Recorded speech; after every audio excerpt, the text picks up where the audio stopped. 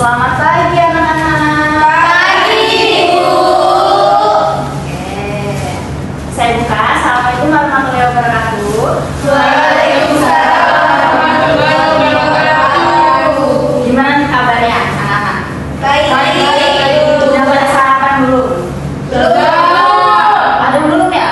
Ya. Udah, nanti di sini kita sarapan di kantin ya. Tapi traktir. iya, nanti ibu traktir, tapi habis itu tapi sebelum itu kita harus belajar dulu. Oke, sepakat? Ya, Ibu. Nah, sebelum kita mulai pelajaran, mari kita berdoa dulu. Silahkan Rizka, pimpin doanya. Baiklah teman-teman, sebelum kita memulai pembelajaran hari ini, marilah kita berdoa menurut agama dan kepercayaan masing-masing. Berdoa mulai.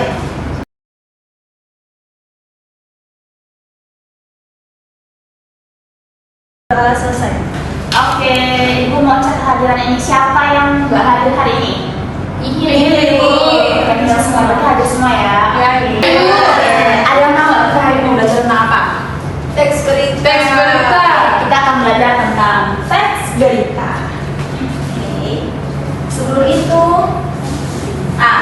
itu anak-anak kita harus tahu tujuan pembelajaran dari teks berita. Nah, tujuan pembelajaran itu ada 3 ya anak-anak. Yaitu yang pertama, peserta didik mampu memahami unsur-unsur dari teks berita. Kemudian yang kedua yaitu peserta didik mampu menelaah teks berita sekaligus menganalisis unsur-unsur dari teks berita. Dan yang ketiga yaitu peserta didik mampu menganalisis teks berita yang bersumber dari internet. Berarti setelah ini kalian akan diberikan tugas untuk menganalisis unsur-unsur teks berita.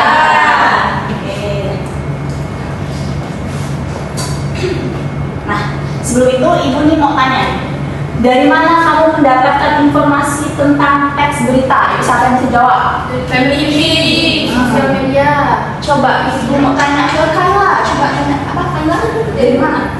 Dari sosial media itu, Kenapa kok dari sosial media? karena sering buka sosmed tiap hari.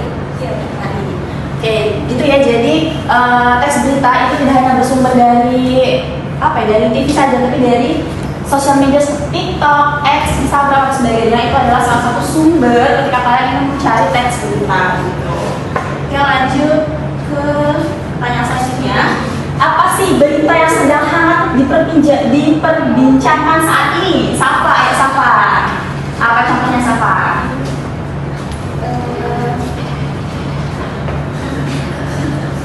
Ayo Safa. Ada berita penembakan di acara Trump. Oke, berarti Safa ini suka banget sama politik ya? Iya. Sampai Donald Trump pun tahu ya dia. Oke, lanjut ya. Nah, kita hari ini akan belajar tentang unsur-unsur teks berita. Di sini ada 6 unsur-unsur teks berita. Yang pertama apa? Nah, apa ini akan menjelaskan teks berita dari sisi apa sih yang terjadi dalam suatu berita itu gitu. Kemudian yang kedua ada di mana. Nah, di mana ini adalah lokasi kejadian dari berita tersebut. Kalau misal ada banjir di Palembang, nah berarti keterangan di tempatnya itu ada di Palembang. Kemudian kapan? Nah, kapan terjadi banjir di Palembang itu?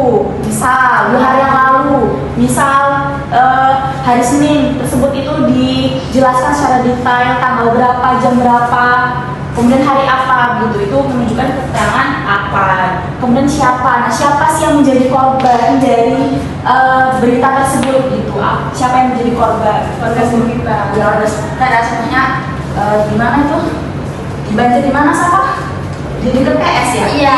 Di dekat PS ya. Berarti orang-orang yang mau ke PS itu orang yang jadi korban ya. Kemudian unsur mengapa. Nah, mengapa ini merupakan alasan mengapa kok berita tersebut terjadi atau mengapa kok banjir tersebut terjadi. Kemudian yang terakhir itu bagaimana ini berarti penyelesaian dari permasalahan yang ada dalam teks berita tersebut. Jadi bagaimana sih tindak lanjut dari wali kota Palembang terhadap kejadian berita tersebut, terhadap banjir tersebut. Oke.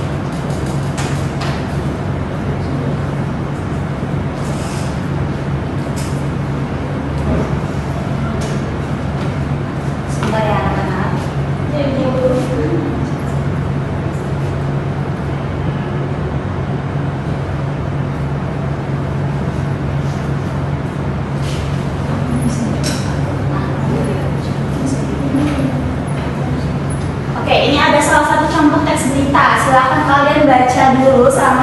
menit ya. Nanti ibu kasih pertanyaan cuma satu aja kok, tenang aja. Tapi ibu pilih secara random ya.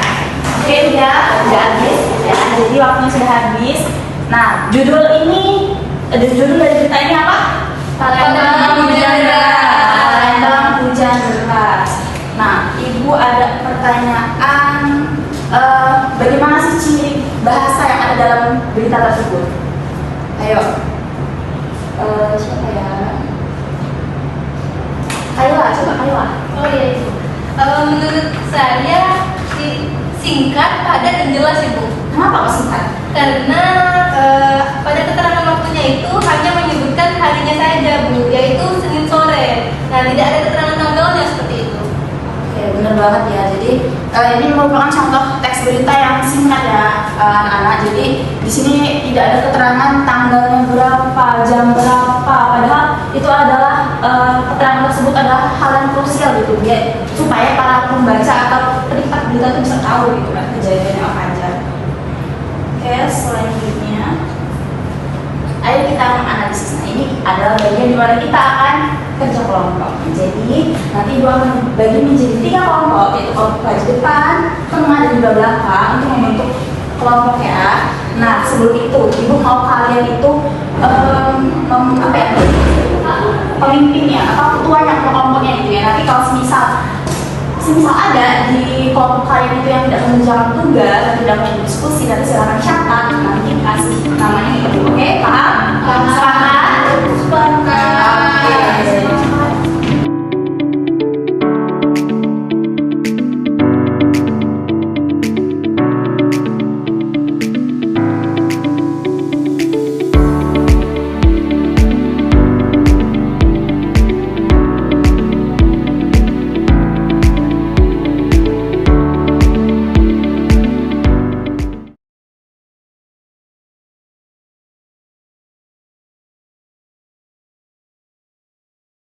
Ini ada teksnya, jadi silahkan dibaca dulu ya, dipahami baik-baik, dikerjakan, dibuat 10 menit, habis itu kita presentasi. Tuh. Gimana, ada yang kesulitan gitu? Gak ada ya, oke. Ada yang mau bertanya anak-anak? Ya silahkan, ini di dalam paragraf ya Bu? iya betul banget, di dalam paragraf di kolom tersebut ya. Oke.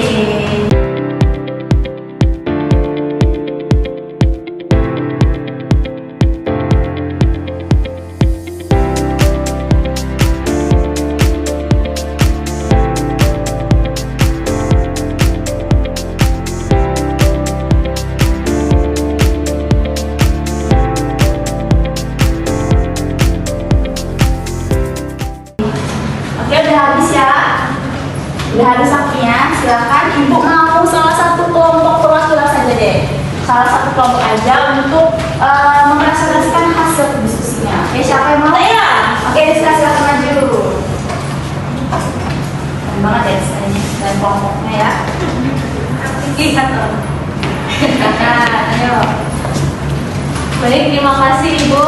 Jadi di sini saya akan mendiskusikan jawaban dari hasil kelompok kami di dalam berita yang berjudul kerusakan situs Gunung Padang akibat gempa Cianjur. Jadi di sini terdapat unsur apa? Unsur apa ini menjelaskan kerusakan situs Gunung Padang akibat gempa Cianjur. Kemudian unsur siapa? Menjelaskan menunjukkan koordinator juru situs gunung Padang dan pihak pengelola situs. Kemudian unsur kapan itu terjadi pada Sabtu 26 Oktober 2026. Kemudian unsur di mana itu terjadi di situs Gunung Padang, Cianjur, Jawa Barat. Selanjutnya yaitu unsur mengapa? Karena terjadi gempa bumi di Cianjur yang menyebabkan kerusakan. Dan yang terakhir yaitu unsur bagaimana, yaitu kerusakan terjadi di bagian TIC, plafon roboh akibat gempa, tetapi situs utama tetap aman. Oke, terima kasih. Aplaus dulu untuk Rizka. Oke, boleh silakan dulu. Untuk kelompoknya Wahyu, bener nggak Wahyu? Jawaban dari Rizka. Benar. Oke, kelompoknya Dian, bener nggak? Benar. Oke, sama-sama ya. Oke, untuk kelompoknya Wahyu dan kelompoknya Dian nanti silakan jawabannya dikumpul ke ruang ibu ya nanti ya. Oke,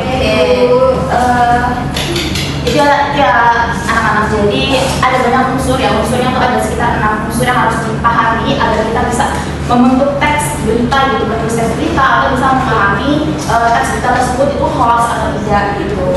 Nah, sebelum pembelajaran ini berakhir, Ilmu mau salah satu dari kalian untuk menyimpulkan pembelajaran kita pada hari ini. Silahkan kepada Safa. Safa yang aktif banget dari tadi soalnya. Silahkan Safa. Unsur berita terdiri dari apa, di mana, kapan, siapa, kenapa, dan bagaimana. Keenam unsur tersebut dapat membantu pembaca memahami peristiwa yang diberikan secara utuh. Oke, coba sekarang kita kasih applause untuk Safa. Oke, sebelum Ibu tutup pembelajaran hari ini, coba ada yang mau tanya nggak? Tunjuk tangan. Ada? Tidak ada? Oke, bagus sekali. Jadi kalian sudah paham ya. Setelah ini silakan kalian buat sesuai dengan waktu tadi ya. Silakan kalian buat teks berita, buat cari teks berita yang ada di internet. Kemudian kalian analisis tadi sesuai unsur-unsurnya tadi. Setelah itu minggu depan di pertemuan selanjutnya kita akan membahas tentang teks argumentasi. Kita bakal bahas juga tugas kalian di minggu ini ya. Oke? Paham? Untuk temanya bebas atau gimana? Iya, temanya bebas mau apa aja tentang apa kejadian sekitar kalian juga nggak apa-apa, atau mau dari teks yang ada di internet juga nggak apa-apa. Paham? Oke, silakan Rizka, coba Rizka selaku ketua kelas ya, silakan ini doa. Baiklah teman-teman, berhubung pembelajaran hari ini sudah selesai. Marilah kita berdoa menurut agama dan kepercayaan masing-masing. Berdoa mulai.